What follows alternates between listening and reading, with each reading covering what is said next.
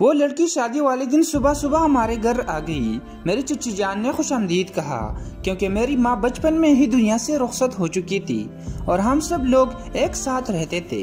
और मेरी चची मेरी सगी खाला भी थी। उन्होंने पूछा कि बेटा क्या बात है। कहने लगी कुछ नहीं, वो मैं आपकी बेटी से मेहंदी लगवाने आई हूँ। मैं भी चोले के पास बैठा हुआ था और महसूस किया कि वो रो कर आ रही है।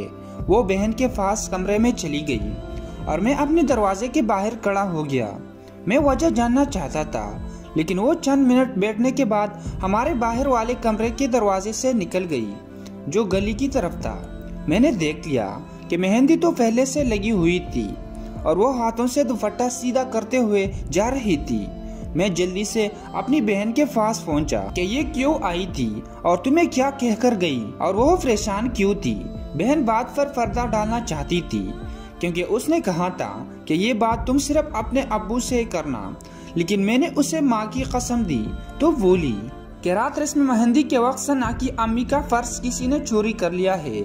अभी तक उसे और उसकी अम्मी के अलावा किसी को भी इस बात की खबर नहीं और उसमें 40,000 रुपए थे और कह रही है कि अब हमारे पास खर्च करने के लिए एक पैसा भी नहीं है।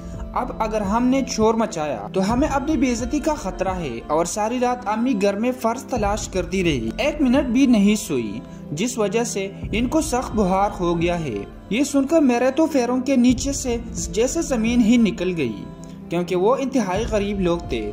मैंने उसे कहा कि तुम जल्दी से अब्बू से बात करो, वो जो भी कहेंगे मुझे जरूर बताना। उसने अब्बू को सारी बात सुनाई तो अब्बू ने मुझे अंदर बुलाया। कहने लगी कि बैंक में मेरे पास कुछ पैसे तो हैं, लेकिन आज बैंक भी बंद है। अब क्या करें? सुबह सुबह और अचानक इतने पैसे हमें कौन देगा?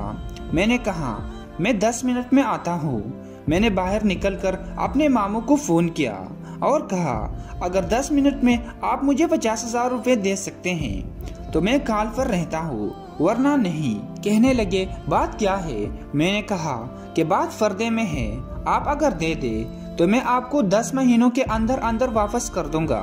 मामू बात को समझ गए और कहने लगे तुम मोटरसाइकिल पकड़ो और फला से जाकर पैसे ले आओ, मैं उसे फोन कर देता हूँ। मैं घर आया, पापा से बोला कि उनके घर जाए और उन्हें कहें कि घबराने की कोई बात नहीं, आपने 50,000 के अंदर अंदर जो प्रोग्राम बनाया हुआ है उसे कैंसिल मत करना, पैसे थोड़ी देर में आप तक फोन जाएंगे। मैंने बाइक निकाली और जाकर पैसे लेकर वापस आया तो दुल्हन की माँ हमारे घर बैठी हुई थी। मैंने पैसे पापा को पकड़ाए तो देखकर उसकी जान में जान फट गई और वालिद साहब ने पैसे उसके हवाले कर दिए और वह चली गई। रुखसती के 4 दिन बाद दुल्हन की माँ सुबह सुबह हंसते हुए चेहरे के साथ हमारे घर दाखिल हुई।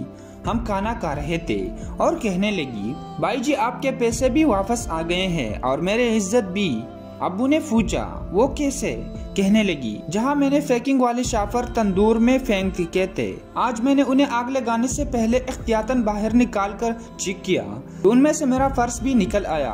हम सब हंसने लगे। सबसे ज्यादा खुशी मुझे हो रही थी। उसी दिन मैंने मामू के पैसे वापस किए और उनका शुक्रिया अदा किया।